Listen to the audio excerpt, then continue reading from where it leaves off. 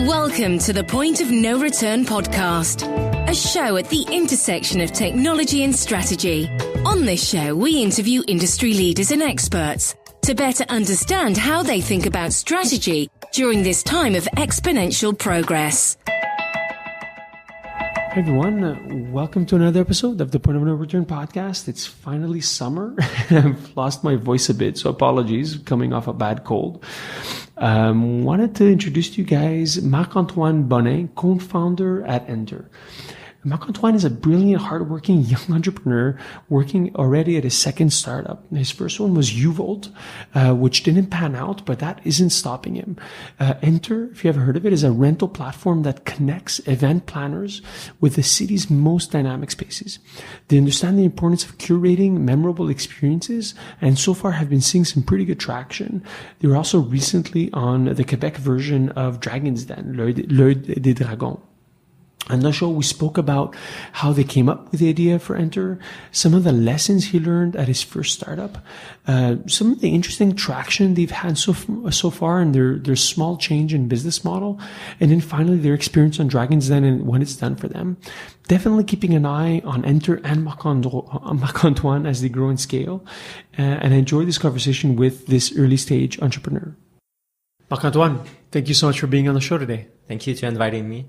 It's a real pleasure to see you again. I know we have mutual friend Antoine who's on our team, and I think we might have even played hockey a few times together. So it's good to catch up and hear more about what you guys are doing. And obviously, you've been getting some pretty good exposure recently with your startup. I guess my first question before we dive into your startup is, how did you get into the tech scene? How did you fall in it? I've always wanted to be in entrepreneurship, but when I was young, I had no friends or no family involved in that industry. So I just start business by my own. So my first experience in entrepreneurship was really by organizing party. Then I start a seller rep agency. So we were a bunch of 18 years old kids selling beer and wine to restaurant and a hotel. And I ended up going to the final of an entrepreneurship contest where I met my last co-founder, Anthony. He had like a product that could charge your cell phone with energy of your body. So I was like, oh, wow, I really want to get into this. So I just sell my business, invest everything that I had into Uvolt. Nice, yeah. So I had Anthony on the podcast. We spoke about Uvolt, and obviously it was a very interesting podcast because we spoke about failure more than about success. Yeah. Which typically have really successful people, but they all go through, trials and failures as well. So it was good to have Anthony in chat. Having been through that ride, is there anything that you particularly learned during your time in Uvolt? Any key lessons that you feel you want to share? Yeah, man, but the biggest thing I would say, I was really thinking that with a good marketing and good execution, you could succeed. Like you could sell anything to anyone. What I learned is that you really have to build something that people want and just always continue to take this feedback from consumer, which is kind of hard when you are doing your hardware since you have one shot, especially in B2C. But, it's really the biggest takeaway that I have from Uvolt. Yeah. I want to go back now, not to dwell on Uvolt because I want to talk more about Entr, but I want to go back to you selling beer. Yeah. What do you think led you, what do you think is inside of you that led you this drive of okay, I want to try and make it on my own rather than, someone your age typically looks for, a job in a big company? I have just always wanted to create something and was not really for the money, just to create something that I would be proud of. So I was when I started this first business, or my first one, I was selling t-shirt when I was in high school. I was so proud that was my t-shirt and people were wearing this t-shirt, and that was the t-shirt from my company. I was just so proud, that I just always liked entrepreneurship. And for the other startup was again to create something from scratch, and people would use it, enjoy it, and that's really what makes me proud. Yeah, that's very, very honorable thing, right? Building something so people can use and enjoy. So maybe give us the quick elevator pitch about what's Entr. Yeah, Entr, we were trying to enable anyone to become a great event planner. We connect people with a curated selection of venue and vendor so they can create their event within minutes. We start Entr in September, and since then we double our sales every month. So we did 270K in transaction last month. Okay, that's great. That's great. So it's people like I work for a company and I want to organize an event, 100 employees. I look online, I find Entr, and I'm like, oh, I can just book a big, let's say a big art gallery, exhibition room, for instance, sign up, take care of the payment, and you guys handle all that process. Is that correct? Yeah, exactly. And we also help for everything. So yes, we have the venue, but we will help you to find the caterer, the equipment, the AV, and to coordinate all those vendors. So we are really doing the dirty work for all the event planner. So you can just focus on your concept. Okay, so there's a service component to it as well. You're not just purely aggregating supply and then demand. You're helping with the execution and implementation of the event. Exactly. We try to do it online as much as possible. We have the interaction with event planner, so we can help them. But the goal in the long run is really to automate all this process. Mm-hmm. How did you guys come up with the idea? Like, what led you to starting this? After Uvolt, we wanted to start a business, and a really different business where we would see a result really in the short term.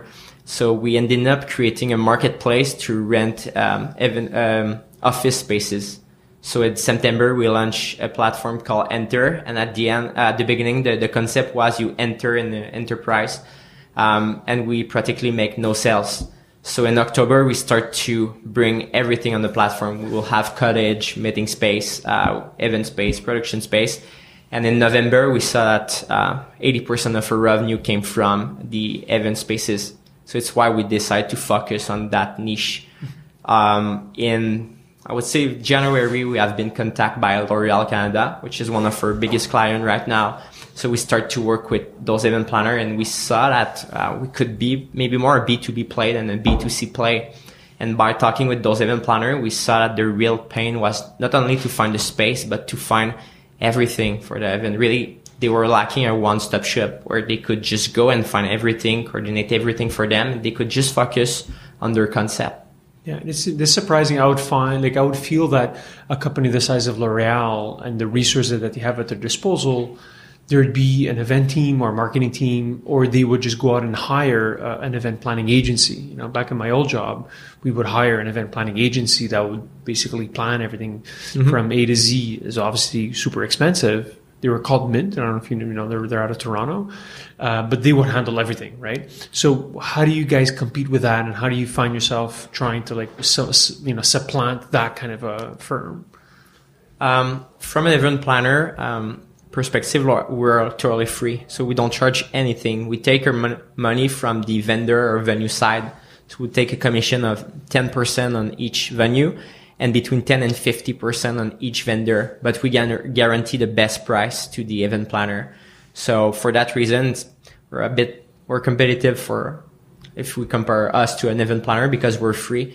And some company as L'Oréal or many other in Montreal have an event planner inside. But 3 years ago, they could always went to the same place, like the same hotel, and nobody would argue. But these days, event planner have the pressure to create unique experience on each event, and most of them are doing like 10 or 20 or even 50 events per year, so it's really a high pace for them. So we're just another event planner in their team, and we're trying to help them to find those new things. Yeah, so you guys are really trying to capitalize on the trend of experience, right? Yeah. Not, obviously it's the big trend in retail, right? Consumer experiences, but also really from a B2B / enterprise perspective, where companies want to offer a different experience during these events. Exactly. How important is this trend? Obviously, just philosophically, it can make sense, but do you feel that this is something that's here to stay? Do you have any statistics around this? Just curious to see, how do you calculate your TAM, right? Just last year, more than 10 million events in North America require a rental location for the corporate industry. So it's just a huge market. It's a 500 billion market opportunity. And so it's just going higher and higher. And when we talk with event planner, we just see with them that they are looking for a new experience each time. Like, they're not looking for an hotel. They're really looking for hangar or gallery or even food trucks. So all those different experience. Mm-hmm. So it sounds like you guys have also gone through different rounds of financing. You're looking for investors.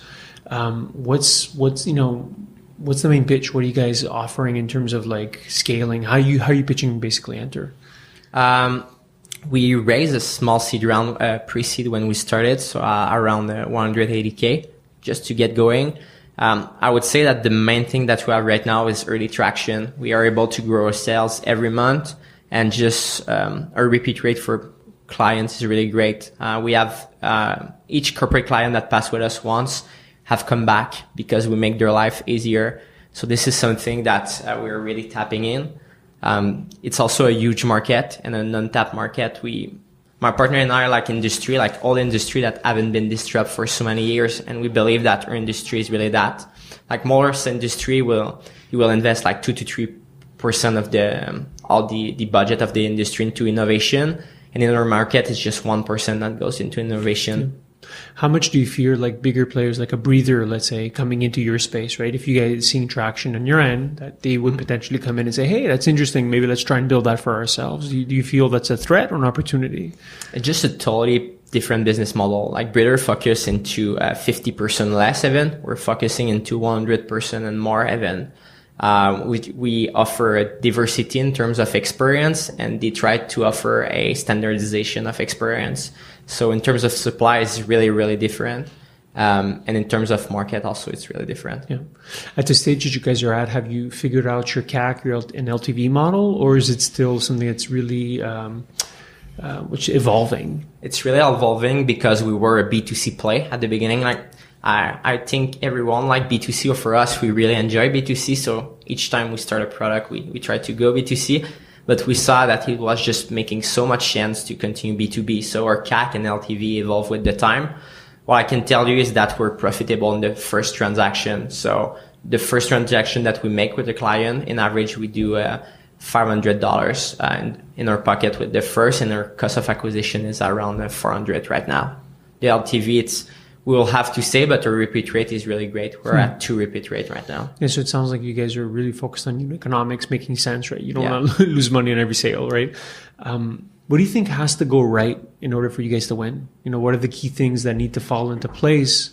It could be anything, really. I'm just curious to see how you're thinking about, like, okay, we want to make this 10, 100 times bigger. What needs to happen? I would say many things. The first one is the platform. We really have to find a platform or build a platform that will allow us to scale. Right now, we do a lot of manual work for all the events. If we build the right technology, and if we're able to automate the process of passing information between venue and vendor, it will just really help us. So the platform is really, really key for us. Second thing is just to find the right people. Emric and I and Alex, my 2 co-founders, I would say we take 20% of our time just to find the right people, advisor, investor, or people that we hire in the team. So that will be key. And also in terms of the choice of our market we're expanding, we have to be smart and take market where we can have synergy. Like Montreal, Toronto, it's a great market. We can keep the same consumer in each market. And in the same time, we don't have too much competition. So the choice of market would be a key factor for us. Have you guys figured out who your key customers are? Right, the initial fans that will live and basically live and die by your service. That'll be brand ambassadors that really love Entr and scream from the rooftops. Do you think you found those first few key persona types? Yeah, it's really event planner that have to create experience. So event planner around an enterprise that have to build brand loyalty. So for example, L'Oreal is a great player. We work with NBA, we work with Samsung, we work with Desjardins, and those kind of companies really have to build a brand. So that's our key. Yeah. And obviously, I think getting exposure, getting the word out there, right, to those people. And you guys obviously have been, I think, doing a relatively good job recently on the Dragons Den, or at least the Québécois version of it. Do you think that experience helped with Entr? What was the takeaway from being on the Dragons Den? Yeah, I think certainly it helps us in terms of visibility. Our network understand what we do right now, and I think just in terms of analytics, we had a lot of clients coming from this show. We also had the opportunity to meet and discuss with Madame Germain and Dominique Brown. So it was a great experience, and I think they gave us like really good advice. So it was worth it for sure. Yeah, it doesn't hurt. I think you can easily explain to your parents, okay, this is what we do, Mom, right? Yeah. What's the most unscalable thing that you guys are doing right now? I think you mentioned platform. Yeah. You think it's related around the tech things that you need to solve? The most unscalable thing, I would say that we maybe did 75 events last month, and for half of them we will just go there and see how is it going. We will talk with people and we'll just try to understand what was the pain, how does it went. We'll try to understand who was this consumer that ran it to us. That's not scalable, but we're pretty new in this industry, and that just helps us to better understand who are our client and which platform we can build. Yeah, I can imagine you have to like gather customer feedback at this point. Yeah. Right? It's kind of crucial. What do you like the most right now as being an operator? Like what gets you excited? I really like biz dev. It's really a thing that I prefer, like build a relationship with people and just like we're so young that we can go and see an event planner and say, okay, what can we build to help you? And just to have those feedbacks, something that I really enjoy, and build a team also. It's like really build a team and find the right people is something that I really, really enjoy. Yeah, that's really cool. So I imagine you've moved beyond just online customer acquisition. A lot of it has to be customer acquisition in person, I imagine, right? So yeah, having to go wear a suit and tie or the proverbial suit and tie and knock on doors. Right? Yeah. When we were B2C, we were doing more Google ads or stuff like that. My partner, Emric, is really specialty online acquisition. Right now, we're moving more towards a B2B play. So we are doing more contents and really more business development. Yeah. Do you think that you'll benefit still from a network effect, or is it less important? Yeah, that was really surprising to us, but the network effect for B2B is better. Like, for example, L'Oreal, they have 30 event planner just in-house. So if you do a good job with one, they will refer you to another one. Same thing for Desjardins or marketing agency, stuff like that. Yeah, that's interesting. I didn't think that you could, it's like a land and expand strategy within a big company, right? Like you work with one team and then they'll introduce you to others. Yeah. Are there any companies that you look up to in the space that you're like, okay, when we grow up, with air quotes, that's who we want to be, or companies that you've seen their trajectory and you're like, okay, we can learn a lot from them? When we started business, we're looking really at PureSpace. This is a marketplace in US where you can rent spaces. We're really looking to it. Honestly, the first product that we built was probably looking really similar to theirs. But we pivoted and now we're offering like more stuff that they are. We're really trying to be this A to Z.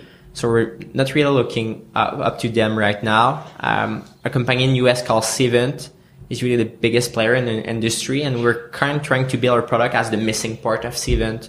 They're really going after the promotion of the event, and we're really more going after the logistic of the event. So that's probably the company that we're more looking at right now. Yeah, maybe more a personal question. Is there anything that keeps you up right now? Anything that's keeping you up at night? I would say not going in a fast. We really want to go fast. For us, each minute that we waste we don't want to waste this opportunity. We just really want to go fast to the market, but with the right product. So I would say it's the biggest fear that we have. Yeah, it's all about velocity and execution, right? Yeah. And working on the right things. How do you decide what to work on? I imagine that you're working more than just 35 hours a week, right, at this point. So how do you decide how you spend your time? I really try to see what will bring the most value to the business. And we just surround ourselves with really good teams, so we are able to give some stuff to other people in the team. So it's really about prioritizing what can bring them more value and what other stuff people in the team can help you with. Yeah, I guess delegating the tasks as you guys grow and scale. It's you're used to doing ABC, but then as you grow and you add team members, I guess that's the tough thing. It's like, I need to let this go and trust someone else to do it, right? Yeah, and you have to find people that will be better than you in some of your weakness. What do you think is the big trend in the space right now? If you have to look at the event rental space and event planning, what do you think is the key trends that you guys are trying to capitalize on? We see that he has more and more big events.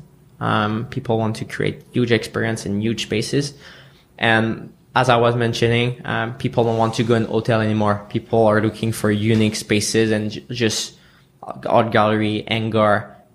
Those unique set of supply that is really hard to find if you go and try to find it by yourself. Super cool. Marc-Antoine, honestly, it's been a real pleasure. I wish you guys continued success. I guess one last question before I go is, where can people learn more about what you guys are doing and check out you guys online? You can go at entr.ca, so enter without the E. Yeah. Super cool. You guys got the domain. Very yeah. Amazing. Well, thank you for your time. Thank you. Thank you for listening to the Point of No Return podcast. Never miss an episode by clicking on the subscribe button on iTunes or Google Play.